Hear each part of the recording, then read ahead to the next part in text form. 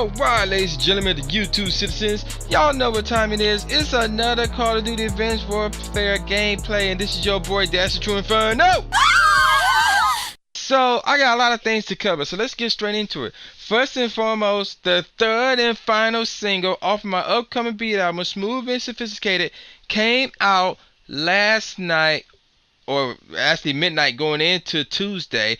The single is called The 11th Hour Invite. So that's the name of the single. It is out now. You can click on the end of this video so you can listen to it on YouTube, or you can hit up my Tru Inferno Bandcamp site, which is truinferno.bandcamp.com, or you can hit up my personal music website, tru-inferno.co.nr, for more information. And again, the album comes out next month, June 16th, during E3 week. How crazy is that? So yeah, there you go. The single's out now. Go check that joint out. It is really out cold. You can't get the single for just $1. That's it, just $1 to purchase the single. Secondly, I'm still waiting for y'all comments about my Man Be Man videos that I've done in the past, about the topics that I covered in the past. So again, if you want to rewatch those videos, the link to the playlist, the Man Be Man playlist, will be in the description box below. Or if you don't want to watch it, but just want to know what all I cover, that is in the description box as well. So you can leave a comment on this video. You can send me a personal message on YouTube. You can hit me up on Twitter. You can hit me up on Facebook. You know, whatever. You can hit me up. Let me know the things that you agree with and the things you disagree with. And if there's anything you disagree with, please tell me why and give me a logical reason why. Again, don't say, oh, I disagree with that because it sounds stupid. Or don't say, oh, I disagree with that, and then don't say why you disagree with that. No, you know, that's not a serious debate. You know, that's what I want. I want a serious debate, and then I can address it, say, oh, well, here's my response to that. Or I could say, actually, you know what, that does make some sense. But yeah, there you go. Now, I had one topic that I was going to do today based on what I saw on Monday night, but then something happened and that was a big priority. But what happened recently took a bigger priority over that. And ladies and gentlemen, the topic I'm going to cover today is Deflatgate.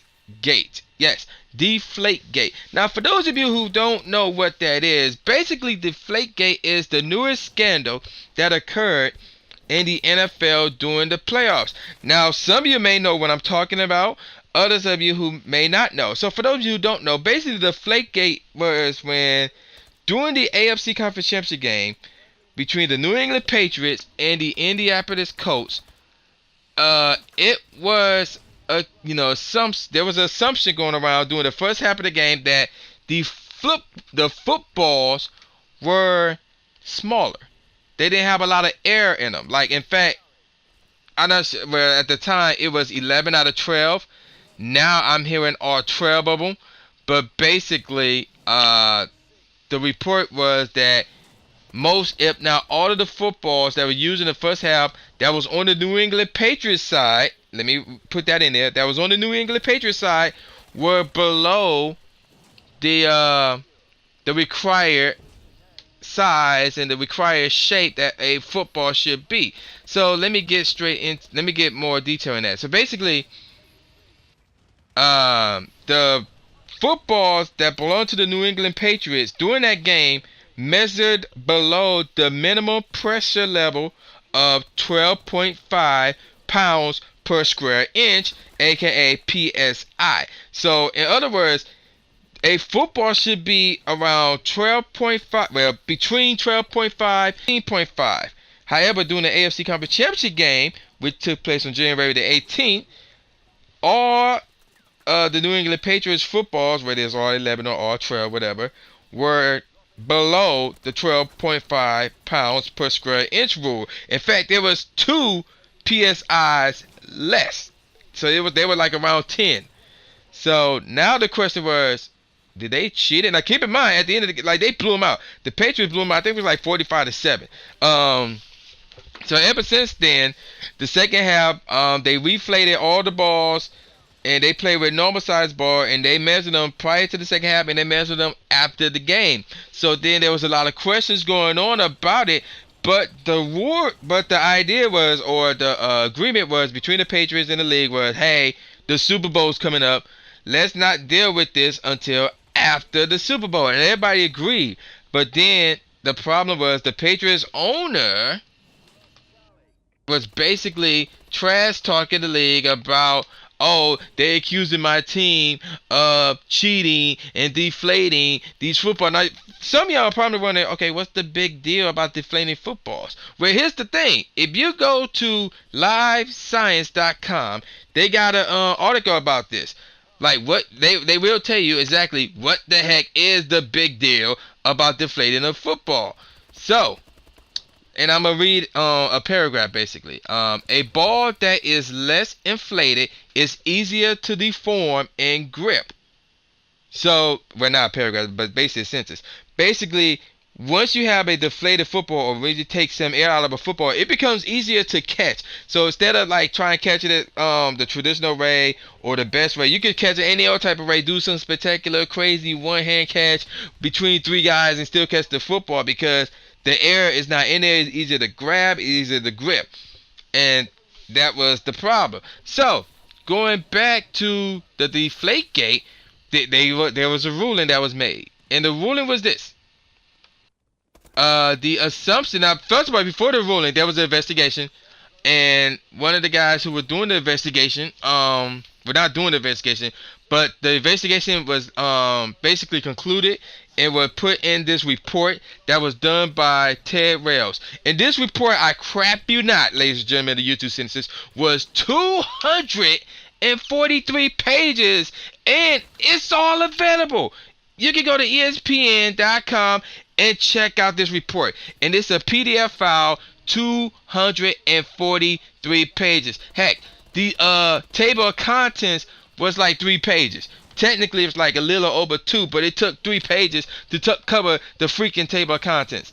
It was that severe.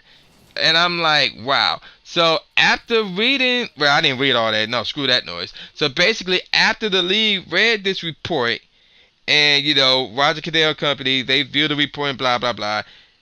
They came out with the ruling. When did they come out with this ruling? I think they came out, actually, they came out yesterday, you know, which was May the 12th.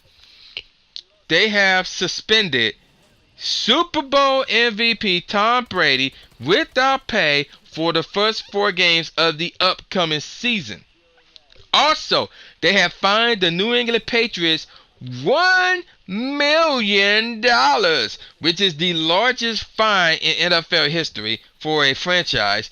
And they took away 2 draft picks for the 2016 draft, which was a first rounder, and then a pick in the 2017 draft, which is a 4th rounder. So now the Patriots are outraged and they going ballistic. So Tom Brady's agent said, oh, they're going to take this, they're going to appeal this 4-game suspensions, and how they deal with appeals that involve a player, they normally get in an arbitrator or something like that is associated with the league, and if they do that, then Tom Brady, his agent, will take it to court, and it's going ballistic. Now the messed up part was during the Super Bowl and during the time when the accusations were being made, Tom Brady barely talked about it. He barely defended himself. Everybody else did. His own daddy did. The owner did. Bill Belichick barely did himself. He was stumbling or whatever. But it was crazy. So he wasn't really doing much to defend publicly to defend himself. Now he's outraged, saying, "Oh, I'm going to appeal this. I was falsely accused, blah blah blah."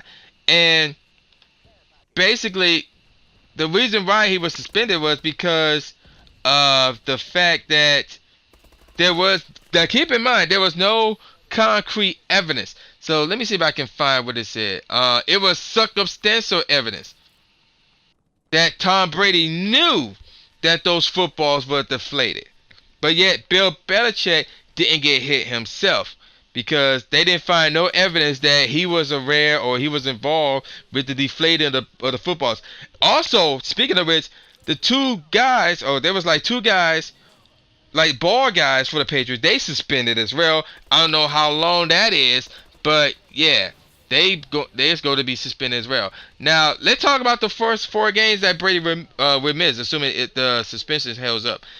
They will miss the home opener against Pittsburgh, the road game against Buffalo, the home game against Jacksonville, a bye week, and a road game against Dallas. In that order. That's the first. That's their first 5 weeks of the regular season, and then ironically, Brady will come back just in time to meet, surprise, surprise, the Indianapolis Colts in Indianapolis. How crazy is that? Yeah, that's kind of ironic. Now, what do I think about all this? I mean, I don't know what to say. 'Cause, I mean, the guy was barely defending himself. Everybody, his own freaking daddy was defending him. But he wasn't defending himself. I mean, I don't know why. I didn't get it. Yeah, I get that. Oh, the Super Bowl was coming up, and he wanted to focus on that. They were playing the Seattle Seahawks, who were favorites to win. I mean, that's the truth. Now, keep in mind, I picked the Patriots to win, and I was correct. But still, though, I mean, you got to say he's the quarterback. He's the one throwing the football. He should be able to tell, wait a minute, something don't feel right about these footballs, or blah, blah, blah. So, I mean, I guess, but that $1 million, man, that's crazy. That's probably because of Spygate that happened in the past, and how Kraft was running his mouth during media week, prior to the Super Bowl. So that's probably why they got hit with that 1 million. But yeah, as you can see, the game is over, and that's basically that. And you're listening to it right now, ladies and gentlemen, the YouTube citizens. The single, the 11-hour invite. Again, you can click on the top left box to go to the Bandcamp site to purchase the single, or click on the top right box to listen to it on YouTube. The album comes out June 16th, which is just a month away. This is your boy Gene Ryan II saying peace out, y'all, and see y'all next time.